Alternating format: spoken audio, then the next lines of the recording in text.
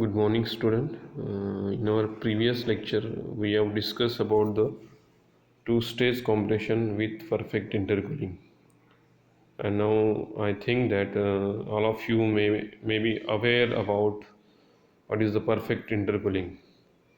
So again, I am reiterating over here what is the perfect intercooling.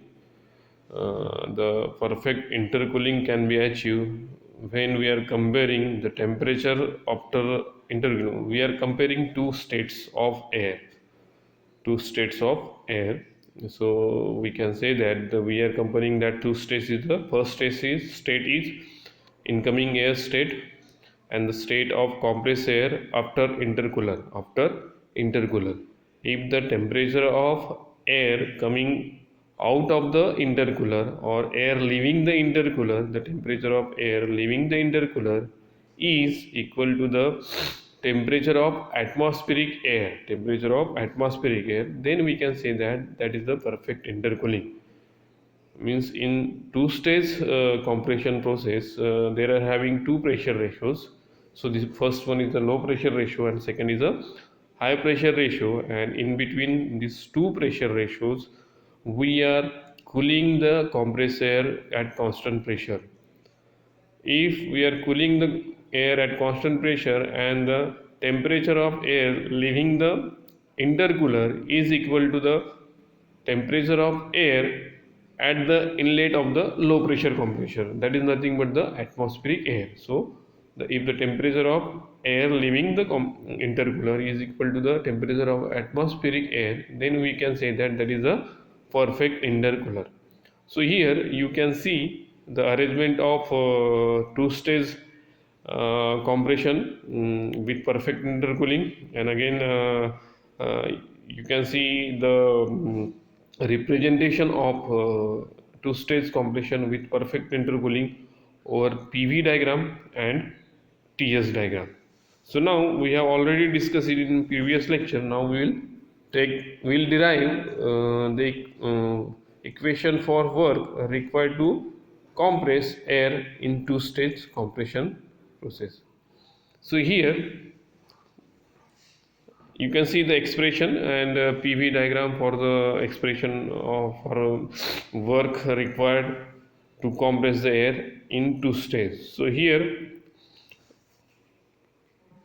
this is the low pressure compression process and this is the high pressure compression process, and this both compression is achieved by polytropical compression process. So this both compression, so here compression 1 to 4 and compression of 2 to 3. So process 1 to 4 is representing the low pressure compression, and process 2 to 3 it is representing the high pressure compression, and in between there is a intercooling is over there. So this is the intercooling, this is the intercooling, so this is the intercooling, and this intercooling achieving at constant temperature. It is achieving at constant temperature, and if you are overviewing the intercooling process, then this after the intercooling process the air is approaching the isothermal curve. So it is approaches the isothermal curve at point number 2, and after that there is a second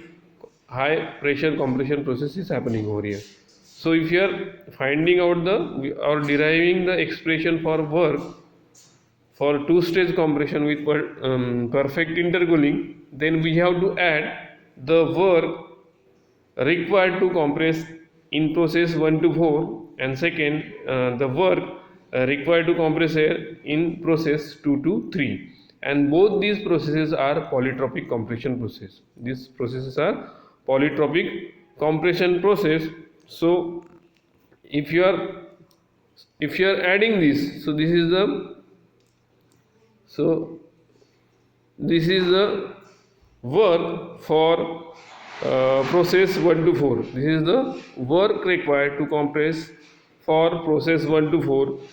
If you are adding this work to the work required to compress air at high pressure cylinder or in high pressure cylinder, that is represented on PV diagram by process 2 to 3.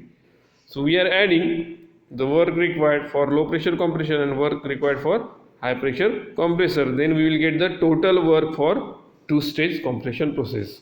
So here, if you are bringing out the common, n divided by n minus 1, P1 V1, so these two terms we have brought as a common. So after that we got the 1 plus 1 is equal to 2, and these two pressure ratios for low pressure compression as well as high pressure compression process. So this is the expression for two stage compression with intercooler,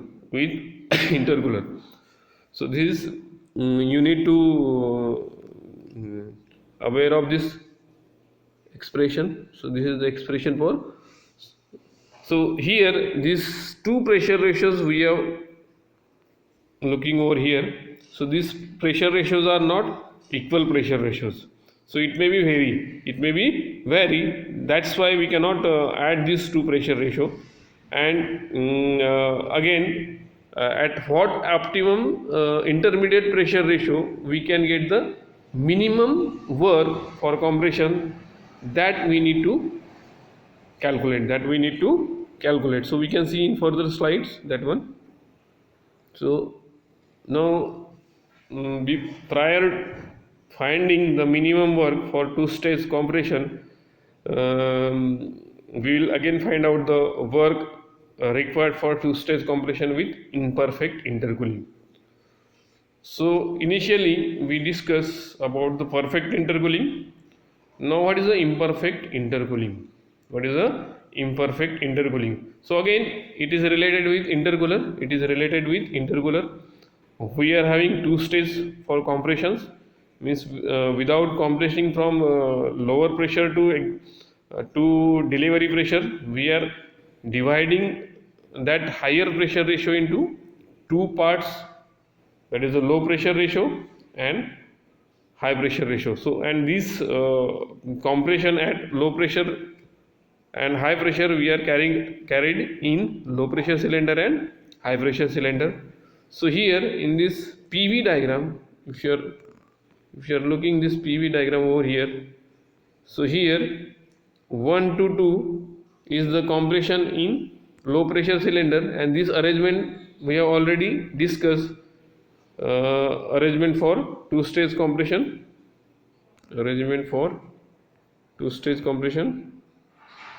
So this is the arrangement of two stage compression. Air is coming from the atmosphere and it is sucking into the low pressure cylinder, and in low pressure cylinder atmospheric air will compress polytropically from pressure P1 to P2, and this intermediate compressed air we are feeding to the intercooler. Intercooler is acting as a heat exchanger, and in this heat exchanger this intermediate compressed air is cooling at constant pressure. If the temperature of air leaving from this heat exchanger, that is the intercooler, if you are comparing this temperature, so temperature at this point and temperature at this point, if this is equal, then we can say that this is a perfect intercooling. Now if the temperature of air leaving the intercooler is higher than the atmospheric air temperature, then we can say that this is the imperfect intercooling.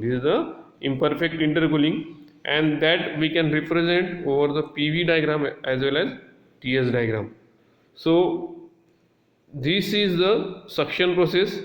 In this, suction of air will happen in low pressure cylinder due to the movement of piston from TDC to BDC. Suction will get created and air will get sucked inside the low pressure cylinder, and after that when piston is moving from BDC to TDC, the polytropic compression will occur inside the low pressure cylinder, that is represented by process 1-2, and from this we are supplying this intermediate compressed air to the intercooler. So 2-3 process, it is representing the intercooling process in the intercooler. But if you analyze this PV diagram, So it is, this intercooling process is not approaching the isothermal curve. It is not approach the isothermal curve. This is the isothermal curve, and it is not approach it is. It is away from the isothermal curve. So we cannot say that this T3 is equal to T1. So temperature at point 3 is not equal to temperature at point 1. The temperature at point 3 is slightly higher than the, it is higher than the temperature at 1, means temperature of air leaving the intercooler is higher than the temperature of incoming air. That's why we can say that this this representation, whatever the process we are representing it is the example of, it is the example of two-stage compression with imperfect intercooling, So here we have already discussed, this is the isentropic compression line, this dotted line is the isentropic compression line curve, this is the isothermal compression curve, and these are the polytropic compression. In between these two compression there will be the polytropic compression process will be there, because the index of compression for isothermal is 1 and index of compression for isentropic compression is 1.4, and polytropic compression will occur in between 1 to 1.4. So here process 1 to 2 is the polytropic compression and 3 to 4 is the polytropic compression, and in between 2 to 3 is the intercooling process is there, and this, and 4 to 6 we can say, if it is 6, so we can say that this is the discharge of air to the receiver. So this we have explained on the PV diagram. Similarly we can explain this process on the temperature entropy diagram. So these are the constant pressure lines, so these are constant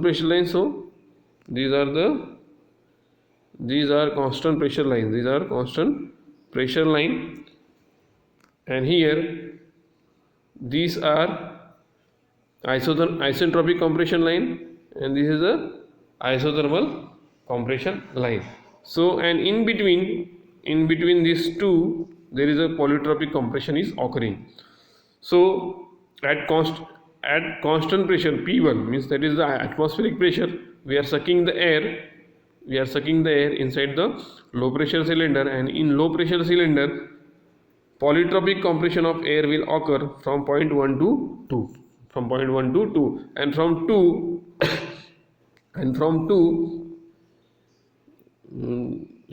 2 we can say that this is slightly below, and from, so this is the one isentropic and this is the polytropic compression, and from point 2 intercooling of intermediate compressed air will occur from point 2 to 3, but this intercooling is not achieve the isothermal line, so that we can say that the temperature of T3 is equal to temperature of T1. So T3 is higher than the T2, and from this point again there is a compression of air will occur in high pressure cylinder, and after that we are supplying this compressed air to the receiver. So this is the representation of imperfect intercooling. This is the representation of imperfect intercooling when we are compressing in two stage. So here also there will be the saving of work is occurring. So we can say that here also we are saving the work, means this is the work consuming machine. Compressor is the work consuming machine. We have to supply work in order to get compressed air. So we are trying to minimize the work, we should save work. So if you are applying two-stage compression instead of one-stage compression, we can save the work equal to this shaded area. So from this you can easily find out that if you are applying this two-stage compression, so we can save this much of work. So now if you are applying two-stage compression and we have to find out the condition of minimum work, so at what point this pressure P2 should be there, so if we have to find the optimum value of pressure P2 so that we can get the minimum work. So for that, if you are differentiating the work expression with respect to P2, so we can, if you are applying this condition of differentiation of work with respect to P2, we can find out the optimum value of P2 for getting minimum work. So that we will say,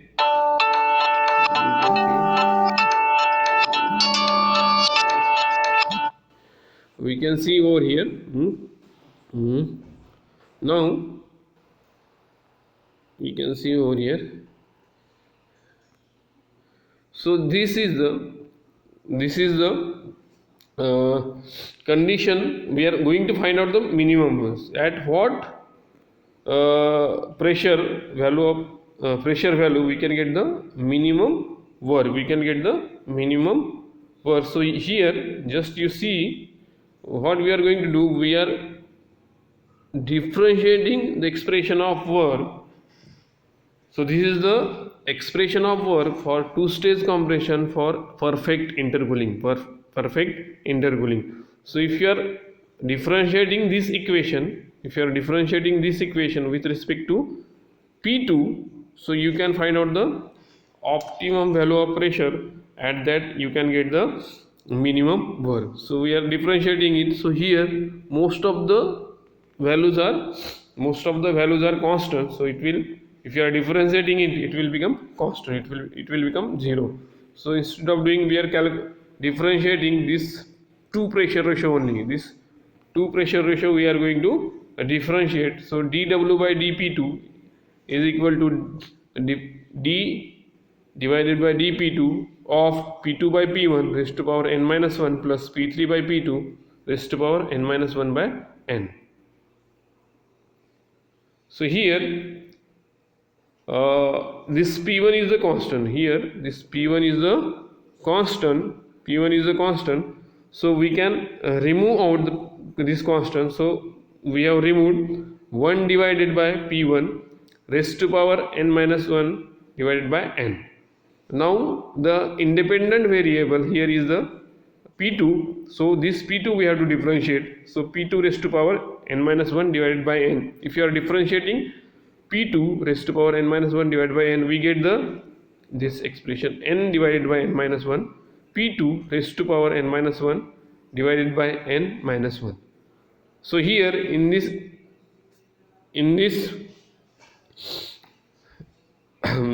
second ratio, in this ratio, there is a P2 is the variable.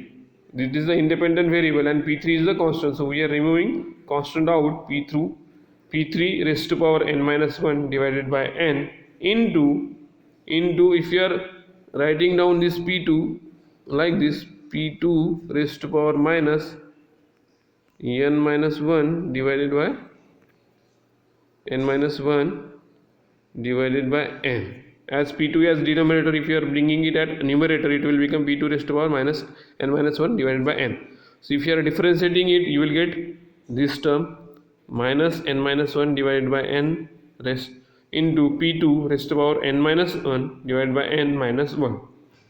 Now once we got this expression, and if you are simplifying this equation, you will get the expression of this P2 square is equal to P1 into P2. So now we can write down this P2 square is equal to P2 into P2 is equal to P1 by P1 into P3. So what the final expression we got? P2 square is equal to P1 into P2. So this expression we have write down like this: P2 square is equal to P2 into P2 is equal to P1 into P3. Now we are reshuffling these terms. So we got this final expression, this P2. So if you are bringing this here and we are bringing this P2 over here, so we will get the P2 by P1 and P3 by P2. So from here we have find it out that these two expressions These two pressure ratios are equal. These two pressure ratios are equal. If these two pressure ratios are equal, then we will get the minimum work. We will get the minimum work. So this is the condition of minimum work. Low pressure ratio and high pressure ratio should be same. If these two pressure ratios are same, then we will require the minimum work for compressing the air. So we have found out this condition for minimum work. We have found out the condition for minimum work, and this is quite important while solving the problem. So here in today's lecture we have discussed the imperfect intercooling, then perfect intercooling, then derivation of perfect intercooling, and derivation for imperfect intercooling, and then what is the condition for minimum work for two-stage compression process with perfect intercooling. So we'll stop here and we'll see next topic in next lecture. Thank you.